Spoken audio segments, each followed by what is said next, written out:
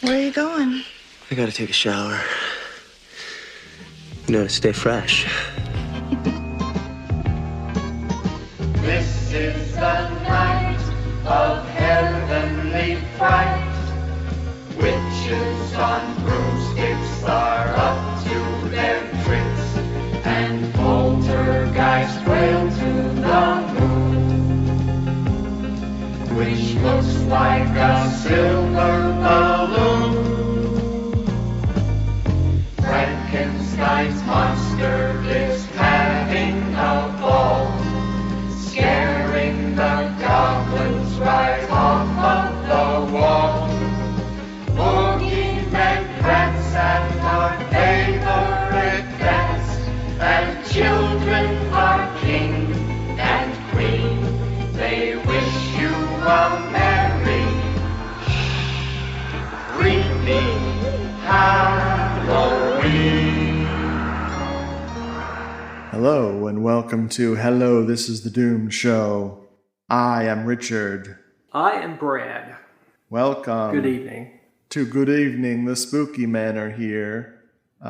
Brad is changing his name to Mitchell Myers. Mitchell Myers. And I am changing my name to Howard Myers, the lesser known Michael. Or whatever. The lesser known Michael Howard. Folks. You know, I think it would... would you be afraid of a guy named Howard? Yes. I don't think I would be. Howie. Especially if he had the rubber glove on his head and he was blowing it up like a balloon. Well, there's two ways it can go if you're a grown-up and you let everybody call you Howie. What is good and what is bad. Yep. And both are just named Howie. Howdy. Howdy. Folks, we're talking about Halloween, The Curse of Michael Myers from 1995. We're going to spoil this thing, and for you concerned parents out there, we are talking about the theatrical version. Everybody hates this movie. No one's going to listen to this. Oh, yeah. They don't care what we do. But no, we just decided to talk about the theatrical cut this time because I think it was both like we were due for watching this version, maybe. Yeah. I think that's sort of what we decided. So we're not going to completely leave out discussion of the producer's cut, the infamous producer's cut, but we're also not going to go into the megaton level of detail. Folks, if you know the Taking Shape books, parts 1 and 2, if you are a Halloween fan or thinking about becoming a Halloween fan, read Taking Shape and Taking Shape 2. Man, they will fill your life with more Michael Myers than you ever wanted. Man, Lanny bought me both editions, and they really entertain some ridiculously outlandish ideas. Boy, howdy. I laughed because Tyler got me the first book. Thank you, Tyler. Good on you, Tyler. And I could not resist. I had to get the second one for myself. It's just, they're so fun. Oh my God. So we're not going to read from the book. So we're going to miss a lot of details, but folks, when you see how much just on this one movie, because of its two versions, this shit is crazy. It really is. And then the whole second book talks about the versions we never got of this movie too. So yeah. Oh, so good. I have never been so happy to read someone else summarize a screenplay and just feel like I'm reading like not sexy fan fiction. Uh-huh. Because do you ever just read a screenplay? Like for fun? No, I have never. I've never been able to do it. Like I've read some scenes before, but I've never been able to be like, man, let me light some candles and put on my smoking jacket and just sit here and read a screenplay. I'm just gonna. What are you doing tonight? Reading a screenplay. It's never happened to me. Oh man! But this movie was directed by Joe Chappelle. Mm-hmm. He later directed Phantoms and The Skulls 2, which after how ridiculous the first Skulls movie is, I can only imagine what Skulls 2 must be like. Oh my god. I am not familiar with the Skulls film franchise, but I'm open to it. Yeah, I recommend the first one. It's very cheesy. I love very cheesy. And then he went on to be a producer and director of The Wire, and I know that's a beloved show. Indeed. I have never seen a single episode. I've seen some crazy clips from it, though. Yeah, Baltimore shithole. Wow. I mean, I've seen a lot of Baltimore thanks to John Waters, so I believe it. Yeah, you can cut that out if you want or not. I'm not cutting that out. So I've been to Baltimore multiple times. I bought drugs from The Wire. Nice. There you So go. according to okay, cheese. Stop it. You're distracting the shit out of me. Come on. Out of the box. According to the FBI. This cat is amazing. Okay. So according to IMDb, this was written by Deborah Hill and John Carpenter.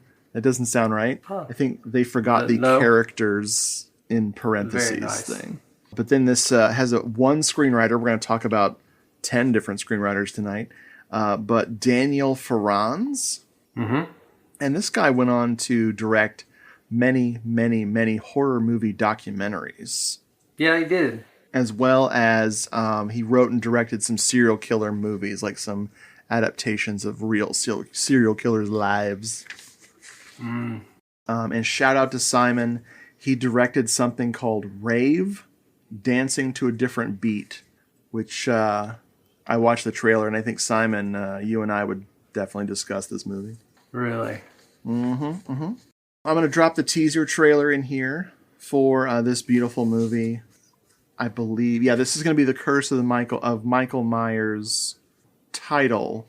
The first title was the 666 title.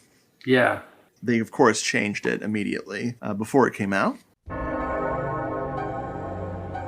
Every legend is based on fact. Every myth is grounded in truth. For 17 years, the town of Haddonfield, Illinois, has been haunted by a night when evil roamed the streets and a madman ruled the night. Everyone knows his name. Now, everyone will know the truth. I knew what he was, but I never knew why.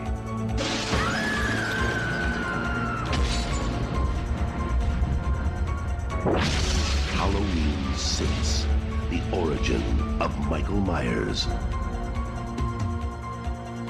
And there was the teaser trailer for that. Now I'm going to read from the Miramax VHS, or the Dimension. Ooh. I think it's the Dimension VHS. Same thing, though, really. Boy, howdy. The tagline is, "True terror never dies." And it says, "For pulse-pounding suspense and relentless thrills, nothing can match Halloween, the Curse of Michael Myers, the newest and most frightening chapter in the chilling Halloween series. In a single horrifying night, Michael Myers' masked reign of terror changed Halloween forever. Now, 6 years later, after he was presumed dead in a fire, Myers has returned to kill again, and this time, there's no escape. As the homicidal fury builds to a spine-tingling climax, the long-hidden secrets of the screen's most maniacal murderer are revealed with shocking results." Some of that was not factual. Color, 87 minutes-ish. Ish. Was there a fire at the end of part 5? There was an explosion, and then the police station was shot up. Was the police station on fire, though? Well, that's the question. Yeah, continuity people, get in here. You know, there are people out there that are like, Deborah Hill and John Carpenter wrote Halloween 1, 2, and 6 Sure. based on IMDb. And they're arguing. That's right. I just think that's amazing. We're going to talk about, later we'll talk about what John Carpenter wanted to do with this movie. Oh, boy. Ugh. So we're going to talk about some of the cast. These are our main characters here. We've got good old Donald Pleasance playing Dr. Loomis, back at it again for his final time. Did you say it Krispy Kreme? Is it Krispy Kreme? Yeah, I love it. Thank you. Back at it again at Krispy Kreme.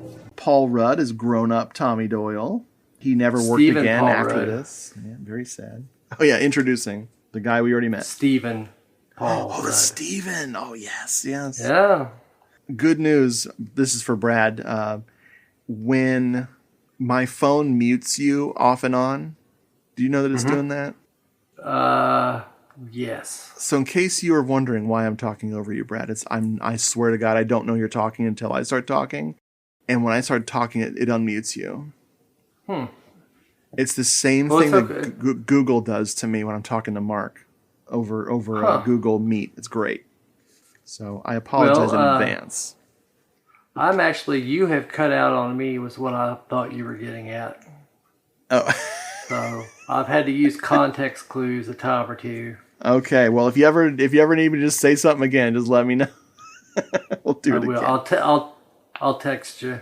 So next up, we've got Mary Ann Hagen as Kara Strode. She would go on to be in Stakeland from 2010, which that was a big movie when it came out. Horror fans went crazy over Stakeland. I saw it. I don't remember being over the moon about it. It was good. It was on par with 30 Days of Night, I thought. Oh, well, I like 30 Days of Night. Yeah. Hey, maybe it's time to revisit that Stakelandia. Maybe so. Next up, we got Mitchell Ryan, who plays Dr. Wynn. He's a winner.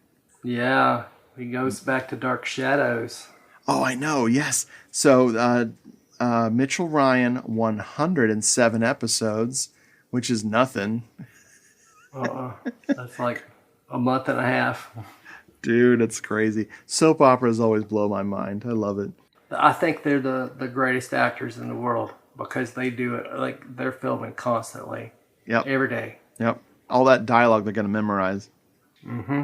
His claim to fame was in Lethal Weapon, of course. Sure. And then he was in Liar Liar and Gross Point Blank the same year. Wow. And in a possibly future upcoming episode of Hello, This is the Doom Show, he was in A Reflection of Fear from 1972. Ooh, interesting. Yeah. Next up, we got Kim Darby as the long-suffering Deborah Strode, the matriarch of this family. Outside of Donald Pleasance, she might have been the most famous. Yeah. She's in True Grit. She's in Gargoyles, I think. Don't Be Afraid of the Dark. Yeah, not Gargoyles. Don't Be Afraid of the Dark. Yeah, there you go. I've still never seen Gargoyles. I've always wanted to.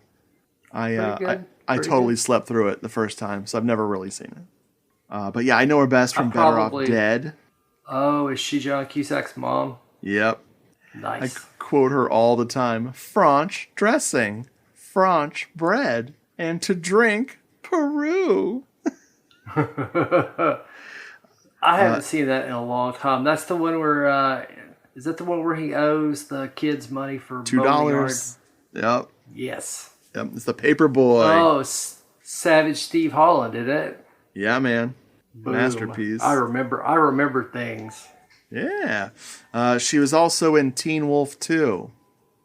Well, they paid her. I hope she invested that money. Yeah. Next up, we've got the awful father of the family, played by Bradford English. He plays John Strode. Yep. Good actor. Very good actor. Dude, he was in every TV show ever. Look at his career on IMDb. Like one episode stops on everything. It's really fun. Yeah. So a really strong character actor. He plays an awful person in this. Boy, howdy. Keith Bogart is Tim Strode. Didn't really recognize him from other things. But he's our grunge boy.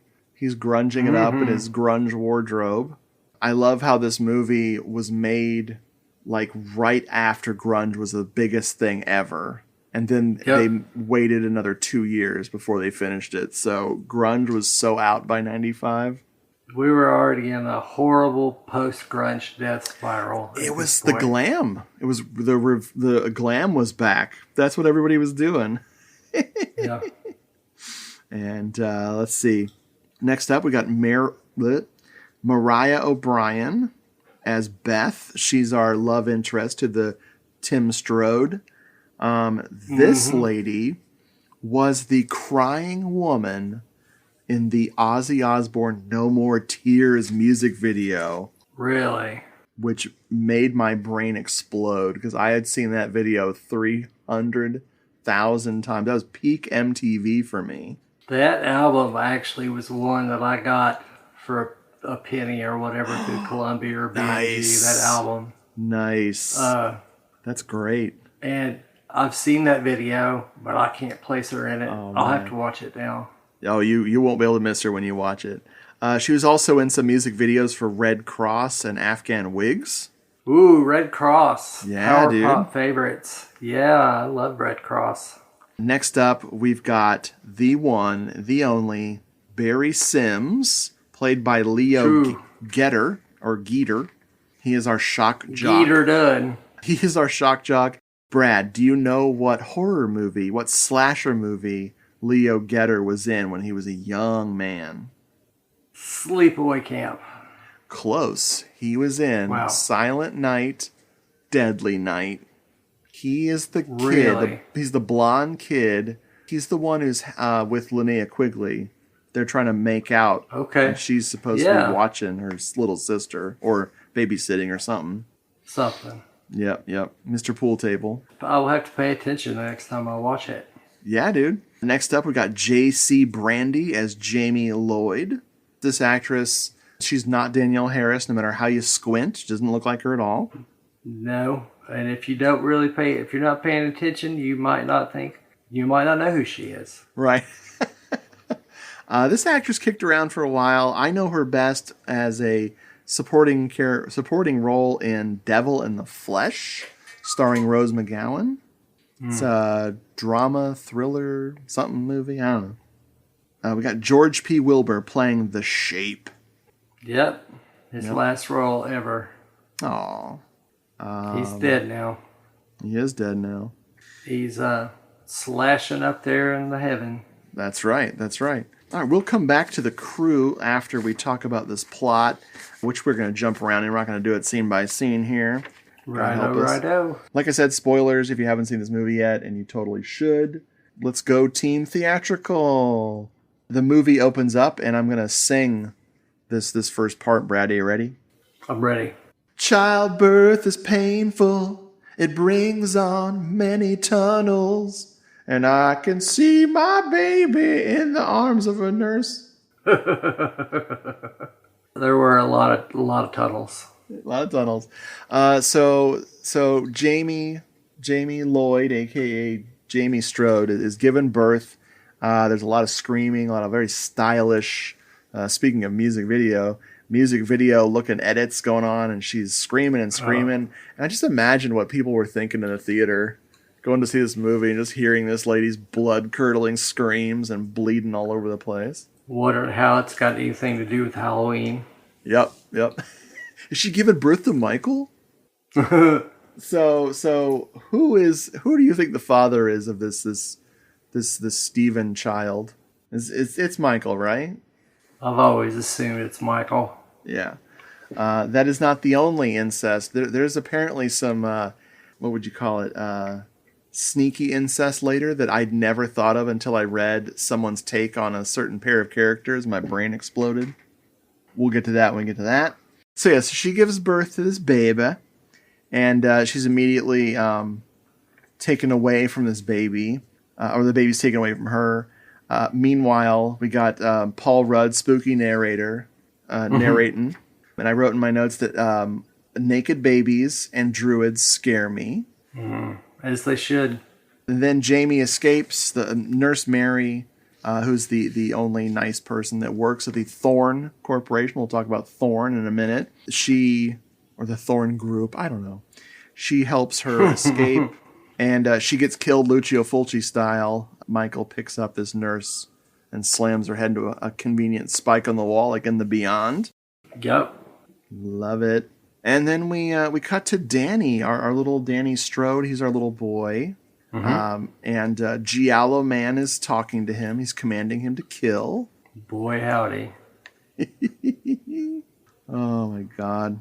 Love this. I love this. I mean, it is. I think it's the Cult of Thorn. I think that's what they call it. That's what they call it, yeah. You'd think with the books I've read of all this stuff, I'd remember that. It's Thorn and Sons. Yeah. I mean, I got the Thorn tattoo. I guess I should bone up on my stuff, right? Yeah. No one's gonna call you on it. No one cares. We get to see. We get to hear our pal Barry Sims. He's our shock jock radio, and Jamie is escaping. She's listening to this radio, driving down the rainy highway as Michael chases her. Meanwhile, the commentators are talking about whatever happened to that Dr. Loomis guy. I heard he died. And then Donald Pleasance shows up and proves that he had died. Right. But the estate was collecting a paycheck. It's so sad. It's very sad. He sounds terrible. But you know what? He's running on his love for work. There were reshoots for this movie, and he was gonna come back for the reshoots. Like, he was like literally making plans, out in Europe. He was like resting in France or something, and he's gonna come back and do those reshoots. And he passed away. He really wanted to do it. Yeah, I'm sure he did. He was a professional. And he cared about this character, and he cared about this franchise. I just love how Halloween gave him a second career, and an important one. Absolutely. You think about the movies he was doing by the mid-'70s, and it was like the last gasp of Hammer and the last gasp of Amicus stuff he would show up in. And his daughters, man, they were starting to act, Or one of his... Was it just one of his daughters as an actress? Or was it more than one? Just the one, Angela. Yeah. Okay. The most wonderful. An ethereal being. Yes. Our pal Jamie makes it to the most important bus station. And I wrote in my notes, this is the most important bus station scene since, and I put in brackets here, movie reference. Movie reference. Yeah. I think you're right. And the bus line, when you can see the stops on the bus, Smiths Grove is one of them. Nice. And Dwight is Illinois. Well, our friend Heather, she was from Dwight. Oh, cool. So it's a real Illinois bus stops, but then they just throw Smiths Grove in there. Nice. Jamie manages to make a phone call into the radio station to the shock jock because she hears Tommy Doyle giving his opinions on what Michael Myers has been up to, and she manages to yell over the thing to get the attention of good old Donald Pleasance, who's in hiding, but keeping up with the local radio shock jock scene, as old men often do. It's like when you pull up at a stoplight and someone is listening to talk radio at a deafening volume, and it's like the voices are shaking their car and like hurting your ears, and you get all mad at them, and then you go, oh wait, that guy's probably just hard of hearing. Yeah, he's probably just deaf. He's not actively trying to share. No, he's not trying to be a dick. Oh boy. Lori takes off, Michael in pursuit, and she goes to a farm. I always think this is the same farm where a bunch of people got killed in Halloween 5. I assume it is. Yeah, I mean, why not? The land's cursed. Damn right. Michael gets her and slams her onto some farming equipment that looks very sharp and dangerous, which is how he's killed people every movie. That's his trademark, is the farm equipment. Ran over somebody with a tractor. Yep. I'm underlining farm equipment in my notes many times, folks at home. Oh, yeah. Farm equipment. She tells him right before she gets gotten in the most brutal way possible, getting ripped apart by farm equipment. that he'll never have the baby. And he goes, and sure enough, the baby is now wrapped in swaddling. Is it swaddling clothes? It's just some paper towels. Swaddling. Yep. Which, hey, he was excited because this was the pandemic when they shot this, and paper towels were expensive, bro. Yeah, like he's the father and the uncle of paper towels. The fun uncle. The Funkle. I love it. The Funkle. Meanwhile, Dr. Wynn is visiting good old Donald Pleasance's Loomy boy and telling him, "Hey, you ready to come back to work?" And Donald Pleasance looks at him like he grew a freaking extra head. Yeah. Come back to Smith's Grove. What language are you speaking? I don't think so, Tim. He wants him to study Michael Myers, and he fast forward a lot of stuff, a lot of plot here. Just fast forwarding. They end up at the crime scene where Jamie was killed the next morning, and there's a giant rune burned into the hay bales. Very nice. Yeah, it's Michael taking time to let everyone know that he'd been there. And this is when Donald Pleasance starts to figure out that he might have a clue about what's going on. We'll get to that when we get to that. Maybe. I don't know what I'm going to do. Okay. Surprise me. After Jamie's killed the next morning, we see the happy family scene at the Strode house. Ooh. Yeah. Papa Strode is an asshole, and he's given Kara. I wrote her name as Carol in my notes over and over again for some reason. Do you like Carol? I do like Carol, but I like Kara too. Yeah. So she's studying. She's in college, and she's studying psychology. And her family acts like it's this like the biggest waste you could possibly do with your time. Which I don't know, maybe. Supposedly. I love all this stuff, all the character stuff with Danny and his older brother or older cousin or whatever he's supposed to be, brother cousin. Funkle. And then he ends up taking a sip of the stomach pounder. Like this kid has his own disgusting smoothie, and the kid can't handle it. It's so fun. Which is from The Fog, by the way. Oh yeah, the stomach pounder. Thank you for catching that. Certainly. And then they're both wearing their Barry Kicks Ass t-shirts in reference to our shock jock. I totally want a Barry Kicks Ass t-shirt in that nice pumpkin orange. Beautiful, beautiful. That big block lettering. Yes. And then Dad shows up and ruins everything because he's a blowhard. He's a piece of crap. He smacks his daughter for mouthing off. Danny pulls a knife on him. Oh, it's great. It's just wonderful. Beth comes over. That was the 90s, kids. Yeah, dude. If you didn't pull a knife on your mean dad, what were you doing? You weren't in the 90s. That's what you were doing. It was all that Soundgarden. They don't know how it was. Gen X, Gen Y, Gen Z, Gen C3PO. I don't know. That's just it. We don't know. Beth shows up and they go to college, but on the way to college, my favorite thing ever is the fake Alice in Chains song. Oh my God. I love this so much. The fake Alice in Chains song is so great. Ugh. And then we see some drawings. Danny, the little boy, has been drawing some thorn symbols and drawing some blood and death and everything. They'd have him like in jail today. Somebody would see that drawing. They're like, "You're going to jail, kid." Yep, you're all washed up in this town, Danny. That's right. Right. Tim looks at the art and goes, "Oh, that's cool." Like a Beavis and Butthead impression. It's very sad. Sci-Fi Channel and Spencer Gifts, America's Halloween headquarters, want to give you the scare of your life.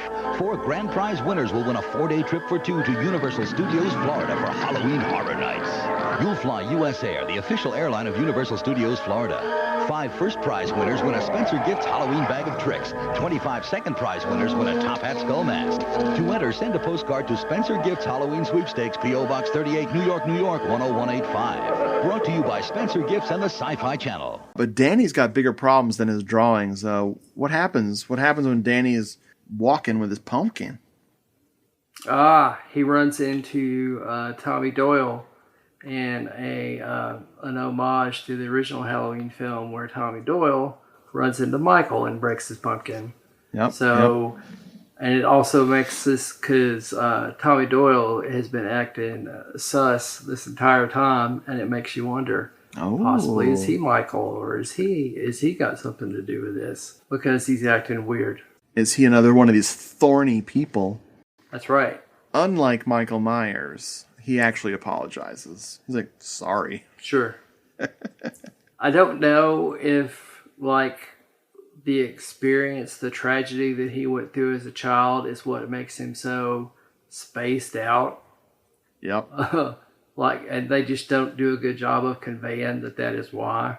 Yeah. Because it's like he's never talked to a human until the movie really gets going. Yeah, because the first time we see him, other than like pacing around, is he's spying on Kara while she's dressing out of her beautiful robe for the night. So he's just a peeping Tom. Sure. Yep. We see how traumatized he was when he finally lays eyes on Michael later in the movie. It's one of my favorite scenes. That's great.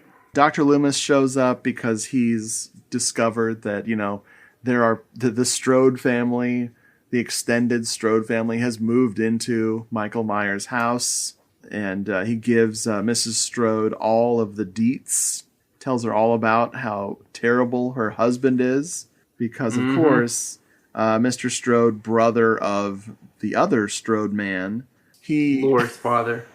Laurie's father, they couldn't sell the Myers house, and so somehow the whole Strode family didn't know about any of this and just moved into the Myers house. Right. Sure. Like, were they living in like Arizona or something? Exactly. They're just out of it. Yep. They were on lockdown or something. Right after Loomis leaves, she calls her husband and gives him shit for all of this. It's so good.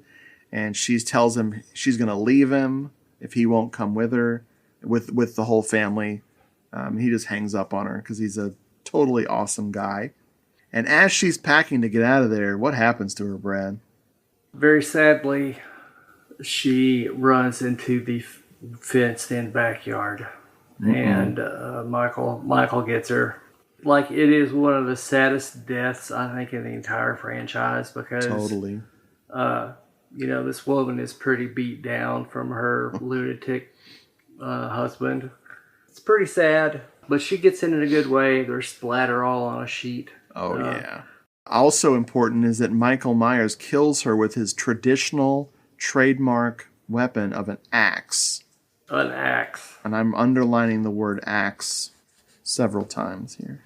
I believe he does carry his trademark knife in many other scenes. Oh, yes, totally.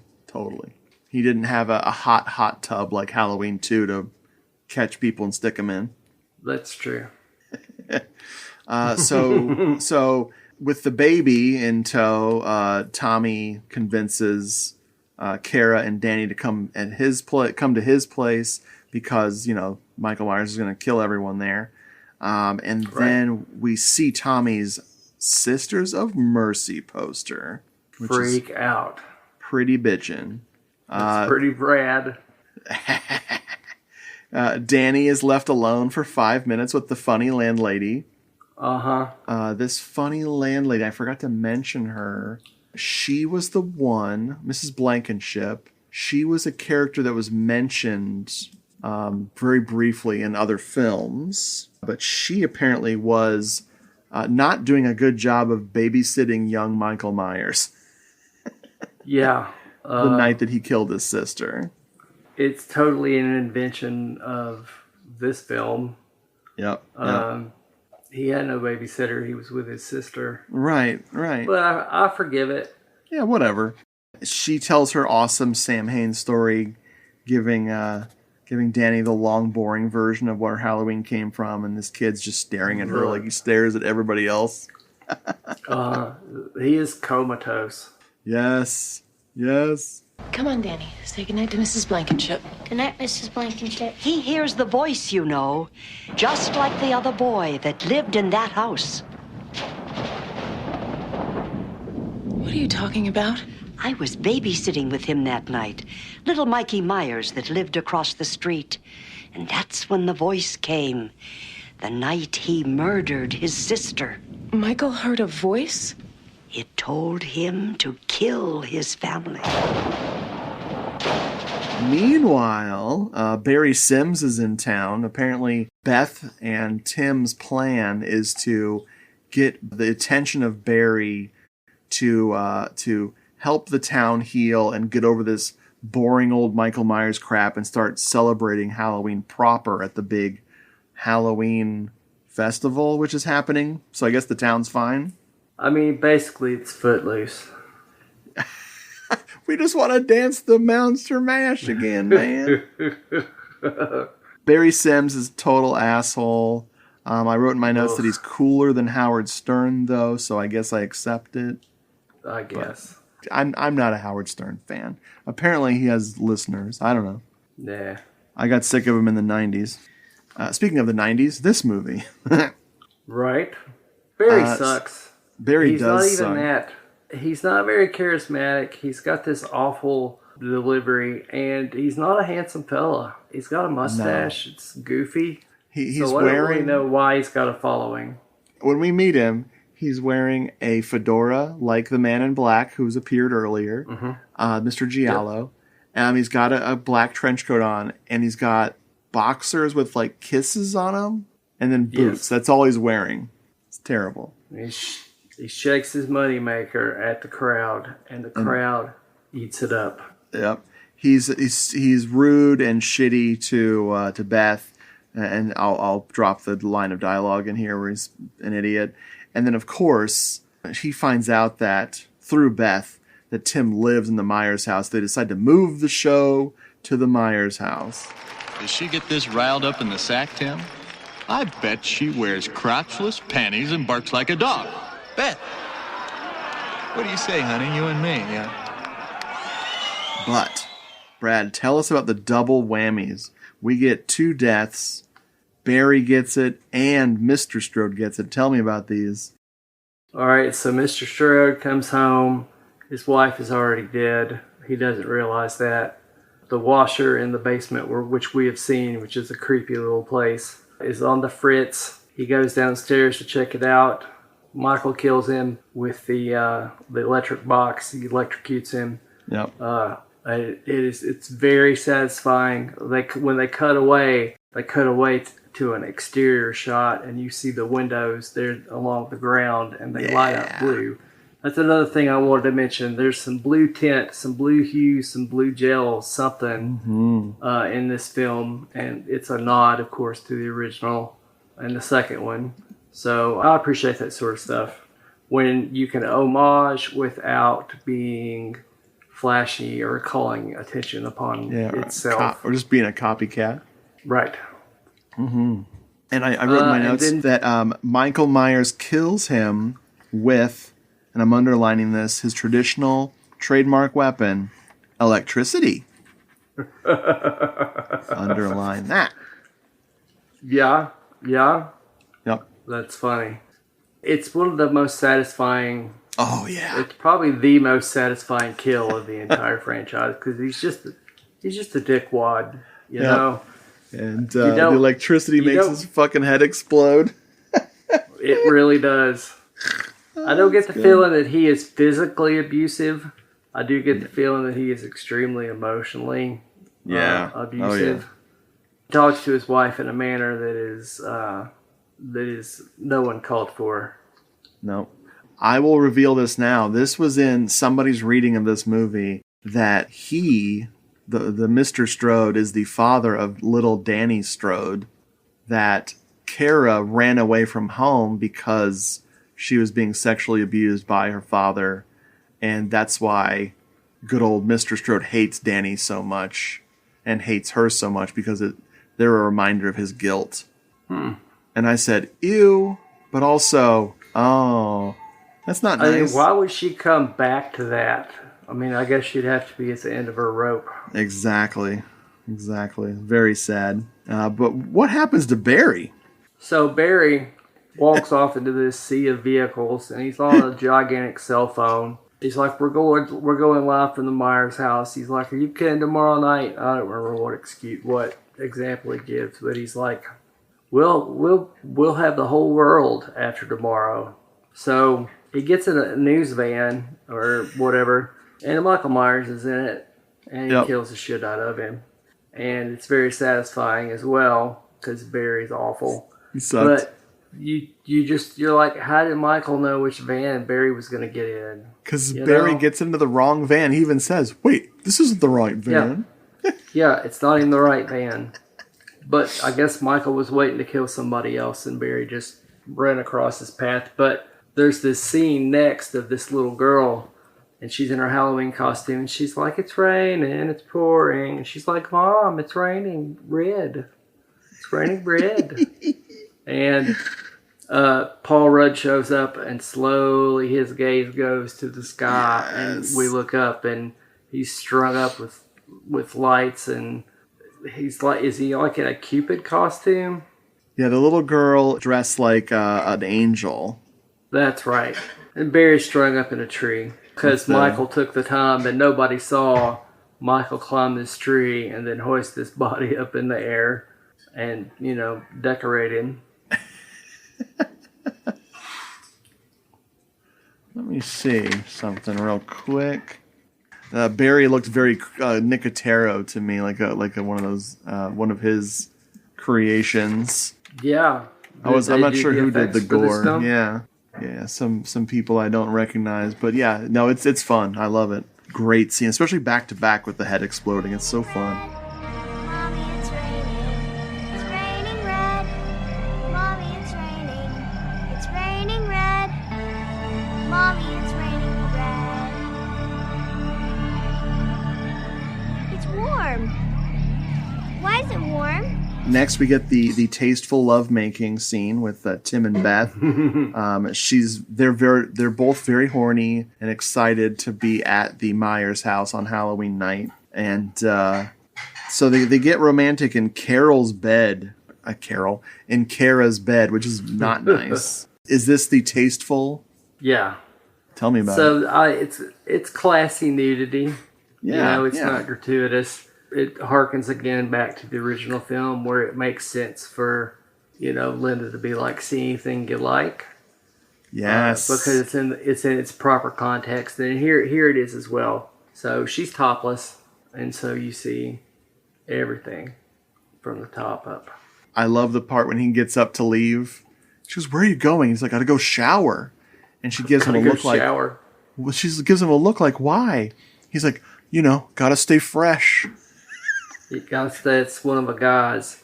A young guy, that's one of his goals is to stay fresh. It was the 90s. As a former teenage boy in the 90s, I can attest that I was getting fresh all over the place. Folks, I have a lot of favorite lines in the Halloween franchise, and this is one of them. This is amazing. It's so good. This is on par with Tyra Banks making that big old frickin' latte for herself in Resurrection. I love this so much. That's an episode that would get less listens than this one. Yes. Oh, we'll make sure that happens. Resurrection. Oh boy. So then they get killed while Kara's watching.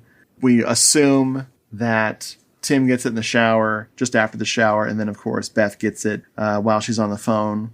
Then frickin' Dr. Wynn reveals his true self to Dr. Loomis and to Tommy and to Kara and to Danny. He is the man in black. He's the one who's been sneaking in and whispering and trying to turn Danny into the next Michael Myers, I guess. I do, if I'm not mistaken, I do think I remember from Taking Shape that they really didn't have an answer for who the man in black was at the end of 4. They wrote themselves into a corner, sure. They sure did. Speaking of writing yourself into a corner, I love these two things. Kara decides to take the easy way out of without fighting these frickin' druids that are all up in the business. She jumps out the window, and all I could think of was all like the big window scene from was it part 4 of Friday the 13th? has the spectacular jumping out the window shit, or being thrown out the window. Oh man! And then everything goes black. Yeah, so when the cult of Thorn show up, that's pretty much when this movie goes off the rails for me. Yep. She's thrown out a window, and we see her on the ground, and then we see Loomis and Tommy talking, and it's like, this is the sort of trick you pull in a television show, but this is a film. Yeah, and it's important. It's important that we see what happened. No. You know? And they do not do that, because this is also where it changes in the producer's cut. So even back in the 90s when I saw this, I could tell there's something missing here. Something's wrong. Because this is weird. It's a weird edit.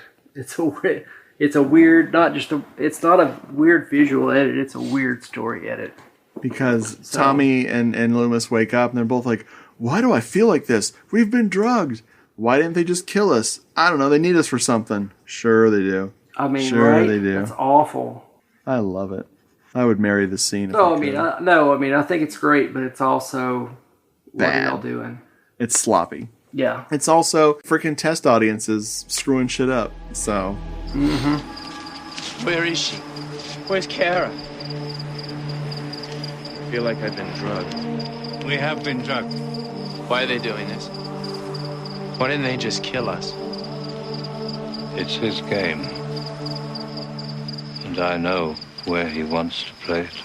Now we all go to Smith's Grove. Now we're running around in the long, creepy hallways underneath Smith's Grove and all the hospital stuff. Love that we end up in a weird, creepy hospital, just like Halloween 2. I think, Brad, you might be a fan of that one. I am a fan of Halloween 2. Yes, sir. I think it's an excellent sequel. Me too. Me too. It is also a film that's got a different edit, oddly enough. Sure. We get Tommy Doyle running around and meeting this crazy woman who's one of the patients of Smith Grove, who has been stabbed by Michael, and he has the best response to her. She goes, "How does it feel to be damned?" And it reveals that she's been stabbed by Michael Myers, and he just goes, "Oh, shit." He ends up rescuing, Kara wakes up locked in a room. Who knows what nefarious purposes they're going to use her for, maybe making some more druid babies later. You never know. But as Tommy is trying to break her out of this room with a fire extinguisher, breaking the doorknob, he finally comes face to face with his childhood meanie, Michael Myers, coming down the hall. And man, his brain breaks when he sees Michael for the first time in all this time. It's so good. Yep. That Paul Rudd is going places. I'm telling you. And then I wrote in my notes, more like Laurie Strobe, am I right? Yes, there's a bunch of strobe lights. Dance party. Yes, the druids and Dr. Wynn have little baby Steven, and they're about to do some kind of ritual with him. I have no idea what. Lots of medical equipment, all the doctors and nurses. Dr. Wynn's got his custom red operating uniform, like he's frickin' Dead Ringers or something. Uh-huh. And Michael Everyone didn't like else what's is happening. In white. Nope, Michael's not down with it. And if Michael's down with it, no one's down with it. He slaughters them. That's where you get all the strobe effect. It's fun. It is fun. We get lots of creepy medical imagery. We get babies in jars and stillborn things and various chemicals which will be used to subdue Michael as best as possible. And then to protect the baby and to protect Danny, Tommy and Kara team up on Michael Myers and beat his butt. Boy. It's so funny. I just love it. It is a concerted effort. Yeah, no, I love it. I love it where Tommy injects him with like 16 syringes of stuff. It finally gets to him, sort of, and then it's over, pretty much. Yeah, they just beat him up for a while. Yeah, so they beat on him, And then they get out of there, and then there's a shot, and Tommy and Kara and the boy Danny in a Jeep. Yep. And Dr. Loomis is standing outside of it.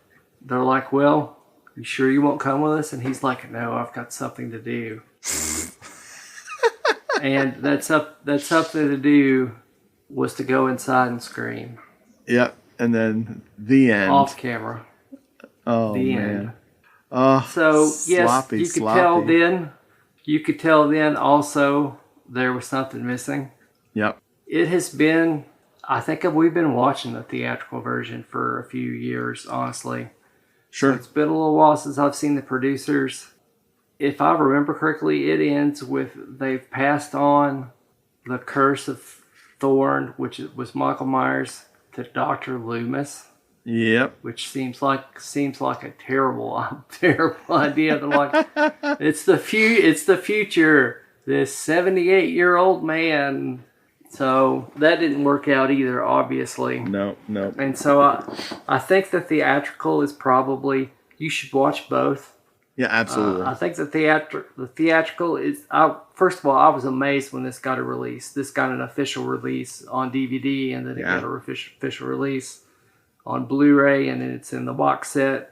Can't complain there. No, I had seen the footage. You'd seen the footage. Everybody had on YouTube, and it's impossible to watch the footage that they had from the work print. It's just real crappy looking. Yeah. So hey, they listened to the consumers, and hey, guess what? People bought it.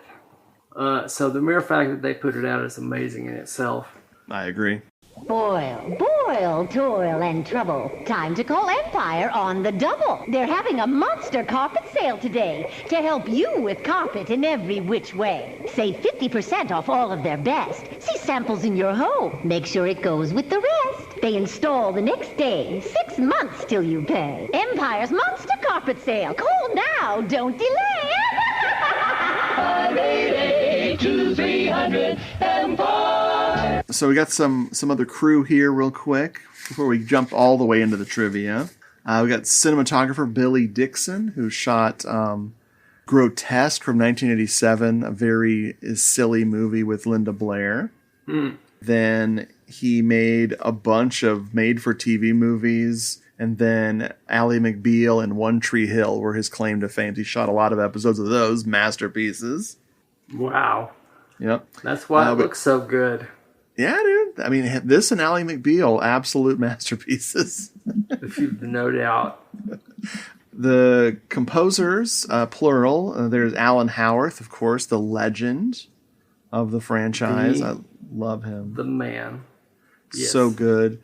There was some dispute over which of his music ended up in the movie. Another composer called Paul Robjohns, which sounds like a made-up name. It does. His horror claim to fame was he was the composer on Children of the Corn 5, Fields of Terror. Classic. But yeah, folks, all of Alan Howarth's music is on YouTube. If you want to hear it separate from the movie, it's wonderful. And not pay for it at all. The editor is Randy Bricker, which just sounds like someone who shits a lot to me. Sorry, Mr. Bricker. You're wonderful. I just couldn't resist the joke. He edited Hellraiser Bloodline, everyone's favorite Hellraiser sequel. Which one is that? The one in space. Oh yeah. I saw that one. We'll be coming back. We have a little detail about that. We'll come back to that later. He also edited Phantoms from 1998, the Dinar Kuntz novel. Same year, he edited Bride of Chucky, so he kind of redeems himself with some horror fans with the wonderful Bride of Chucky. Oh. This was filmed all over Salt Lake City. Have you ever been to Utah for your work, Brad? I've been through Utah, yes. I have seen the Salt Flats. Oh, cool. Yeah, I've been there for something with my family, probably to go to a national park or something. Very nice. All right, folks. I'm going to try to do this fast and loose, folks. There's a lot of trivia. This is 1/8 of the trivia or less about this film. First up, we got the alternate titles from different countries. The Danish title, translates to Night of the Masks, Part 6. Very nice. In Mandarin, the title translates to Black Horror Night, which I think is misleading. Applicable. Yep, sort of. Oh, okay. There's no black people in this movie, but that's fine. Well, maybe not then fine. black as in dark. I know. People I was could being mean it that way. silly. In Portuguese, the title is Halloween: The Last Revenge. Ooh. It's like very there's similar. been other revenges, but this Right. is the last revenge. Exactly. In Japanese, the title translates to Halloween: The Final Battle. And Interesting. Yep. In Turkish, the title translates to Death Scream. That's weak. Finally, my favorite. In Vietnamese, the title of this movie is Carnival of Horrors 6, The Killer Curse. Wow. Wow. Oh, Guten boy. Tag. Okay. So after Halloween 5, Mustafa Akkad wanted to wait to make another Halloween because Halloween 5 was so poorly received. What he didn't expect was the rights lapsed during this time. So before he could work on Halloween 6, he had to fight for the ownership of the movie with John Carpenter, who was being backed by Bob Shea of New Line Cinema for the rights. Akkad teamed up with the Weinsteins. Weinsteins. And of course, Akkad won the bidding war. The wrong people won. What can you say? Yes, Yeah. That is absolutely right. But John Carpenter wanted to have Michael Myers stalking and killing people on a space station. That'd be all right with me. Yeah, Mustafa Akkad insists that John Carpenter wasn't joking about sending Michael Myers to space. I love it. Yeah. The script went through 11 drafts, which I think is a low number. I think it went through more than that. Yeah, like 18 at least. No joke. So here's the list of directors that were supposed to work on this. Brace yourself. First up, we have got Fred Walton, who did When a Stranger Calls and April Fool's Day. Acceptable. This job was also offered to Peter Jackson. He turned it down. Yeah, probably wise move on his part. Yep. They asked Quentin Tarantino if he wanted to write this movie, and he suggested that they use Scott Spiegel, rest in peace, just passed away, of Evil Dead 2 and Intruder fame. Scott Spiegel took one look at the screenplay and said, I need to do a page one rewrite, and they said, no thanks. So he got bumped. Someone volunteered to do this movie. Jeff Burr, who directed Stepfather 2, Leatherface, a.k.a. Turner Classic Movies, Texas Chainsaw Massacre 3.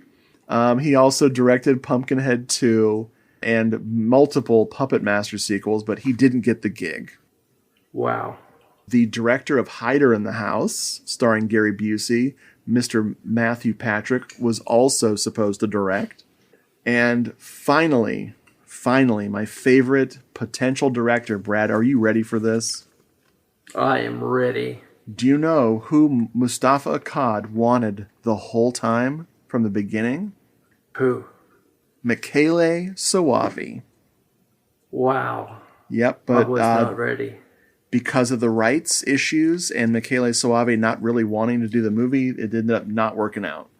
Well, that's what happens when you don't want to make a movie. That's a terrible shame.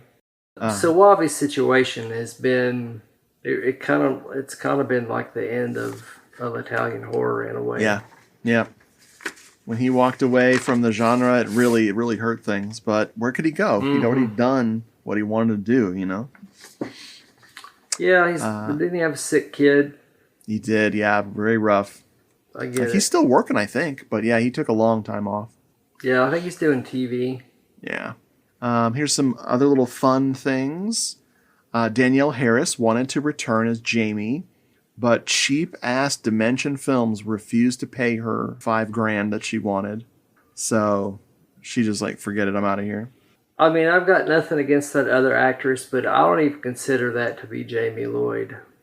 Yeah, I like that other lady, but it's like one of those things that would have been so perfect. Danielle Harris has proved to be just, great scream queen. Yeah.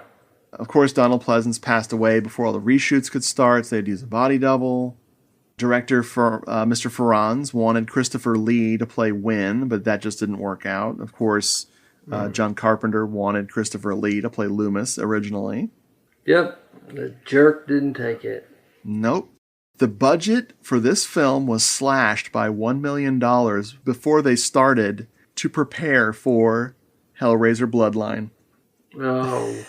The studio was betting that Bloodline was going to be a bigger movie. Which was not true because not true. This tripled its $5 million budget at the box office. Wow. This had the largest opening weekend out of the entire Halloween series until Halloween 2018. Wow. That's cool. Yeah.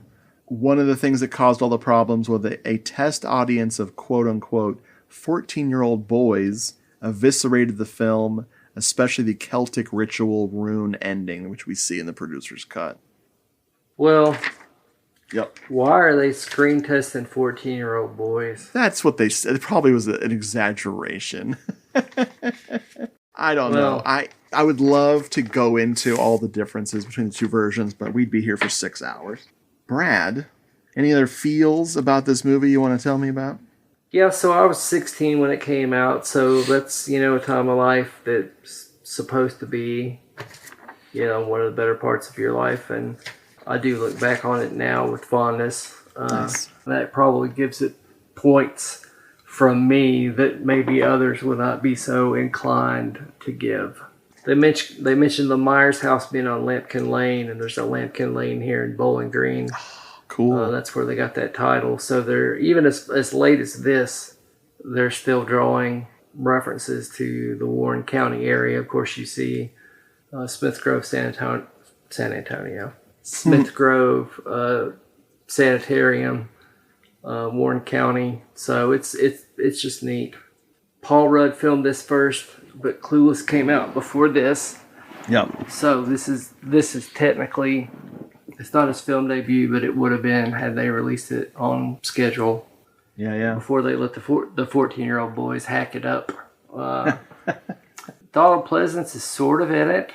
The scene of his that I like the most is probably his first scene where they're there at his house when Wynn comes to visit, and the radio's like, I heard Dr. Loomis is dead, and he's like, not dead yet.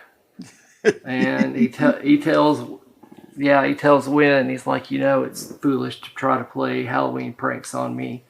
The whole idea of Dr. Loomis living out in the country somewhere in a nice little cottage where he could read and apparently listen to Barry. Write his memoirs. It really appeals to me. I think that's probably the way he should have gone out. I mean, in this theatrical version, it's true. He goes back in and you just hear him scream. And what he's screaming is the scream is actually because he has been past the Curse of Thorn, which again, like we talked about, it was a strategic error on the part of the Cult of Thorn. Boy. I find the movie very stylish as far as things go. It's very colorful. It looks great on Blu-ray. Totally. It's really got a great Halloween atmosphere. It's probably not one of the better ones. But what it's got going for it, it really has going for it, which is its Halloween atmosphere, I think. Its nice visual palette and the nudity. Yeah, totally. But I dig it. I dig the movie. I understand why people don't. It is disjointed, but now I see it as part of its charm. Nice.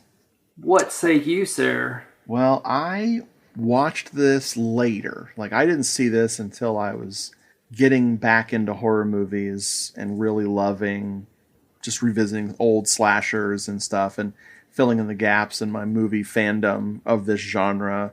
And I thought 6 was okay. It was different than I expected, obviously. It was different than what everybody expected. But the next viewing I had, which might have been during the Michael Myers-a-thon, was this got me to finally watch Jason Goes to Hell. which I'd avoided for Yes, it years. did. And now I love both. I love both of these movies. In fact, Well- when I reach for a Halloween movie, we watch all of them every year. But there's 3 movies that I get really excited about in this franchise. Part 5, this, and Resurrection. You know me very well, Yep. sir. Those are my 3 Well, I know favorites. you very well. I don't think they're better than the first movie and the second movie and the third movie. I don't think they're better. It's just something about these 3 films, especially this one, very comforting. And like we talked I about. love you for that. Oh, thank you, sir. I love you too. The producer's cut, I don't like as much as this. Sure. I do like it though. I'm really glad we have it, like we talked about. That it's Yeah. we're spoiled having that. That's too cool. But this one has all the Halloweeny feels. It's lovely to look at. The grunge movie, I love secret grunge movies. I think Michael's mask in this is almost good. It looks cool.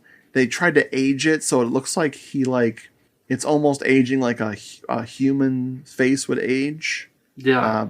But they made the mask too big, as people have complained about. And I kind of agree with that too. He looks a little silly. He looks less crazy than he does in both 7 and 8. Mm-hmm. And in 8, I really think they were trying to make him look like a black guy. Like he looks... What is this mask? What were they going for? Very different. Very different. Cultural icons. And don't forget, as you say, every sequel is good. Yeah. Once you're past part 5, all sequels are good. Mm-hmm. And I was explaining to somebody today that there was 13 of these movies. Wow. Yeah, there's 8 original, and then 2 Rob Zombies, and then 3 of the new trilogy. It's like, holy crap, how did we get here? Here's the thing. I think the Cult of Thorn, I think is kind of stupid. Yep. But they tried something different, and I have to applaud them for it because people are like, try something different, and people do, and they're like, we hate that. Go back to the original. Yeah.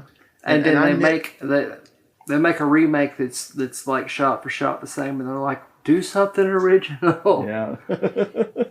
And hey, I'm nitpicky, like I like different franchises. Sure. I can't stand Jason X. I don't know why. I should love it. It just does not click with me at all. I would rather rewatch Jason Takes Manhattan. I'd rather rewatch Jason Goes to Hell. Jason X just don't float my boat. Whereas Leprechaun in Space is a masterpiece.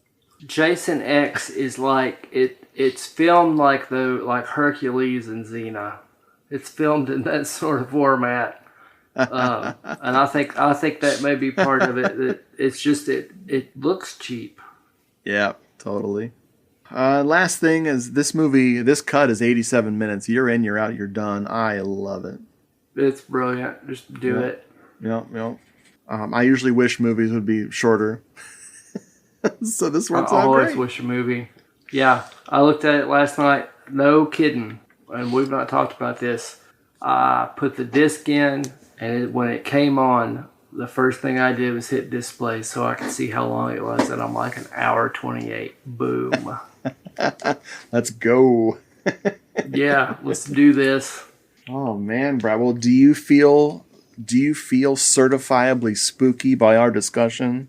I do. I hope everyone has a great Halloween. Hell yeah. All 3 of you that'll listen to this Halloween 6 episode. Hell yeah. This is going to be a fan favorite. I know it. I don't know if I performed as well tonight as I had in the last 2 times. We'll see. Well, here, say your famous catchphrase that you've been known for forever, and I'll drop it in all over the episode, so people are like, "Whoa."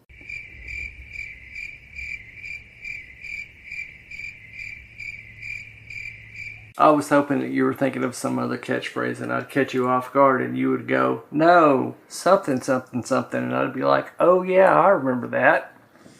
That's not how it didn't work out that way. No, you say a lot of things. Like, is it any count? Is it any count? It's the day of the show, y'all. It's the day that. Oh, you're on a gravy train with biscuit wheels. You're on a gravy train with biscuit wheels. That's right, and that means you're doing very well in life. But how much better could you be if you were on a gravy train with biscuit wheels? But now it's going to be because it's Halloween, it's a corn candy train with, what would be the wheels? Jack-o'-lantern wheels. Jack-o'-lantern wheels. Yeah, pumpkin wheels. That's right, candy corn train with pumpkin wheels. Happy Halloween, folks, and we'll see you soon. Bye! Goodbye.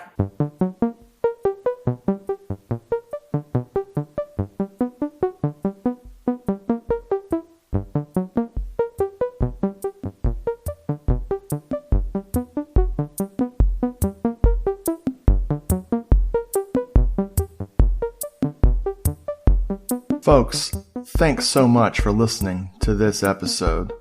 If you'd like to write into the show, send an email to doomedmoviethon@gmail.com or hit us up at doomedmoviethon on Instagram or at doomedmoviethon on Twitter or at doomedmoviethon at Discord, or go to Hello This Is the Doomed Show on Facebook and message us there. If you want more Hello This Is the Doomed Show, go to doomedmoviethon.com and click the podcast button for the archive, or go to YouTube and look up Doomed Moviethon and you'll find the classic episodes of Hello, This Is the Doomed Show. And if that's still not enough, I have written some books, about my love of movies over on Amazon.com.